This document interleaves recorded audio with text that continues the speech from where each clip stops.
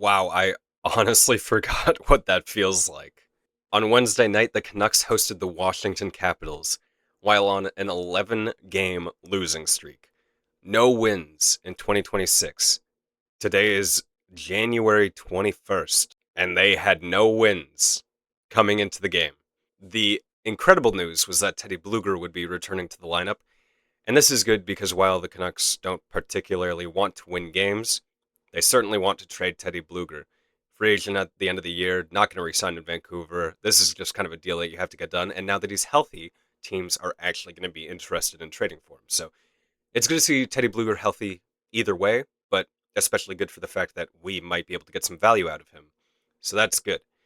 It didn't seem to help our winning immediately when the Capitals got a 5-on-3, and at first, Tom Wilson found Dylan Strome for basically a tap-in to make it 1-0 Capitals, and then Dylan Strome found Justin Sourdif in front of the net for basically a tap-in to make it 2-0. Kevin Lankinen on that second goal came way out to challenge, and that's kind of just what he does. He's a very aggressive goalie, and it does not work for him. So 0 for 2 on the penalty kill, 2-0 game for the Capitals, headed straight toward loss number 12 in a row. But then something magical happened, something we haven't seen in a long time. The Canucks remembered how to play hockey. It started off with David Kampf really hard on the forecheck. Great play by him to get the puck and then find Brock Besser. Besser had to take the puck a little bit weird, but instead of just taking it, he shot it and got it right into the top corner while Thompson was being screened by his own teammate. So that made it 2-1. And then later in the period, Evander Kane went for his 1 millionth wraparound of the season. And this time, it banked in off of a Capital defender. And if the Canucks were going to finally win a game for once, it was going to have to be somewhat lucky. There was going to have to be some luck involved. And luck was very much involved on that play because Evander Kane has tried that so many times and it never works. But this time, it went in right off the defender.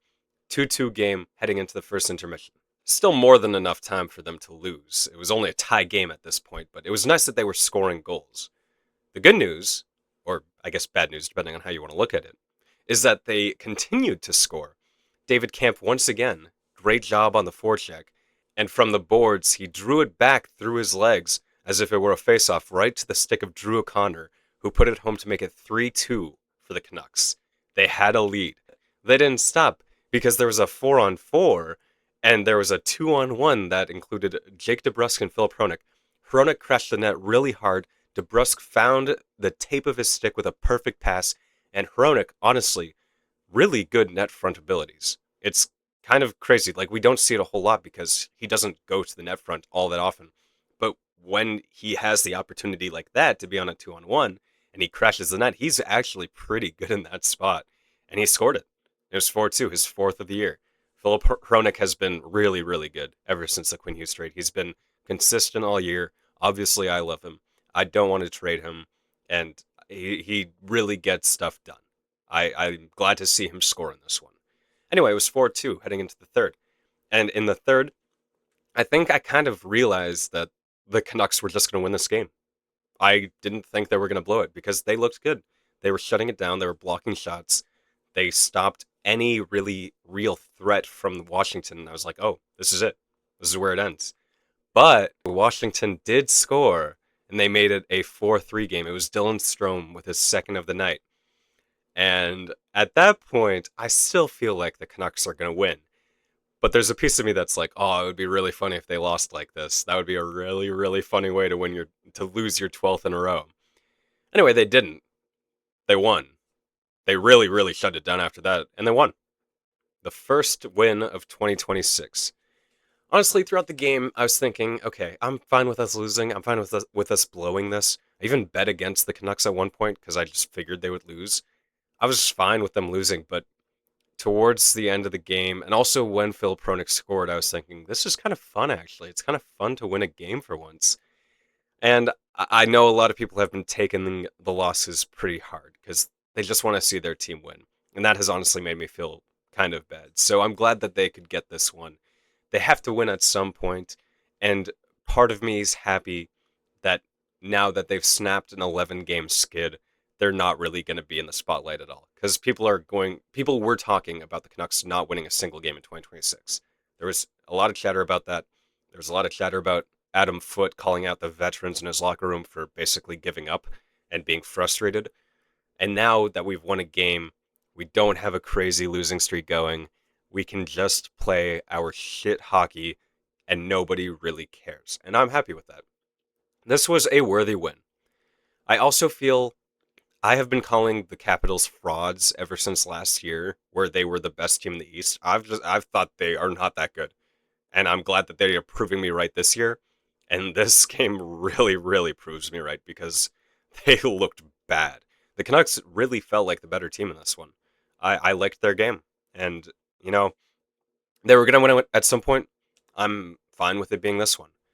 Uh, Very nice assists from David Kampf.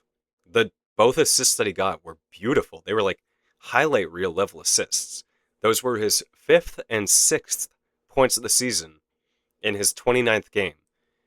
Where did that come from?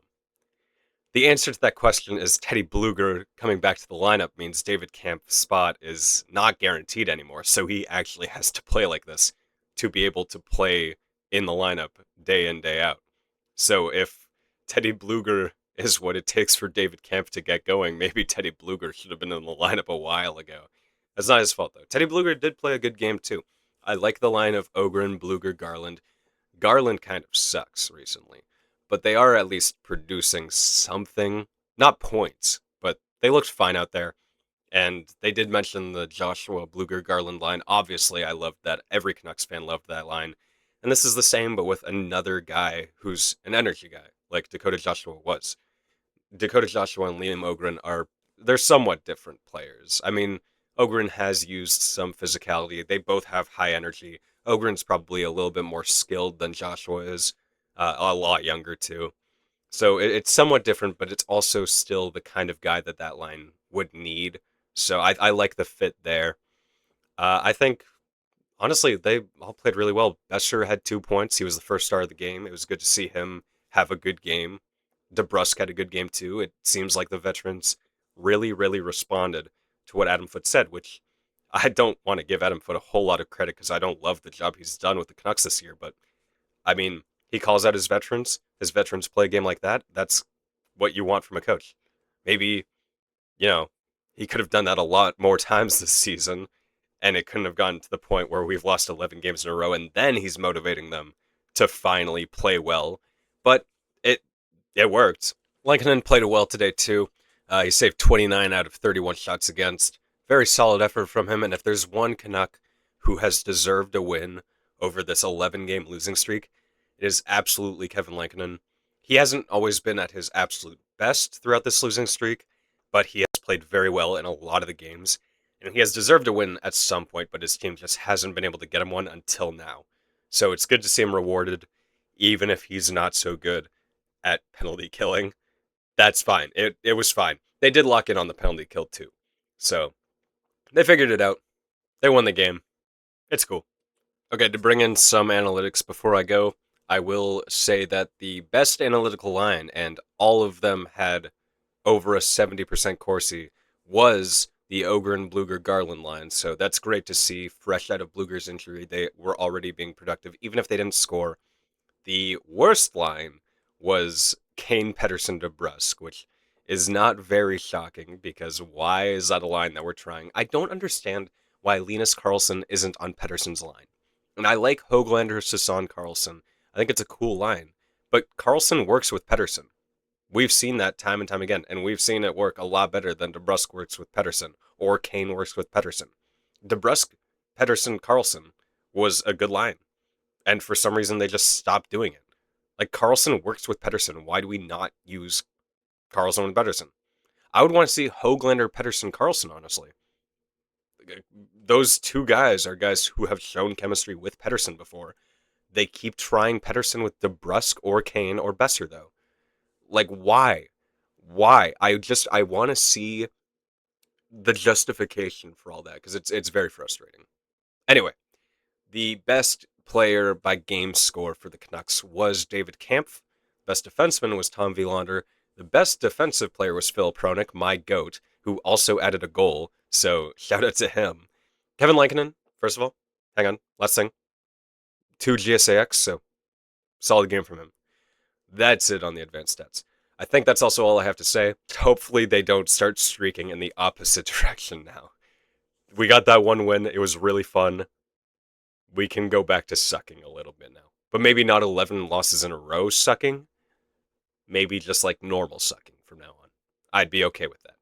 Oh yeah, next game is Friday against New Jersey, by the way. So, the Hughes Bowl. Oh. Who the hell did I say would score in this game? Did I say Hoglander? He didn't. I'm gonna say next game. We're gonna get a Teddy Bluger goal. We're gonna get one. He was good today. He had some chances too. Teddy Bluger goal next game. We are 5-2 with Teddy Bluger in the lineup this season. He's the missing piece. If we had him all season, we're winning the cup. Unfortunately, he's getting traded at the deadline for a third. But I will always remember the contributions Teddy Bluger made to the Canucks. Thank you, Teddy Bluger. I hope you score next game. Good night.